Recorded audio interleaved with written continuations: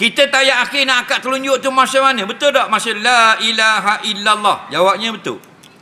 Nah, pertama masa la asyhadu an la ilaha illallah. Satu kau. Pendapat yang lebih ramai, asyhadu an la ilaha illallah. Masa mustasna minhu. Masa melainkan Allah. Itu sekali itu je. Lepas tu tak turun dah. Okey. Dalam mazhab Hambali, kalau pergi Mekah, dia masih sebut Allah, dia gerak. Dia gerak masih sebut Allah. Nampak? At-tahiyyatul mubarakatus salawatut tayyibatu lillah. Assalamualaikum ayuhan nabi wa rahmatullah.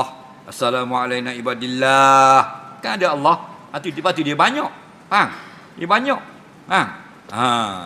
Ada kata. Tu tak tahulah mazhab mana. Dah, ada orang Malaysia dia pergi. Dah, pertama kali pergi Mekah. Hak Arab tu duduk belah dia. Kata. Oh, wak gini kalau begitu.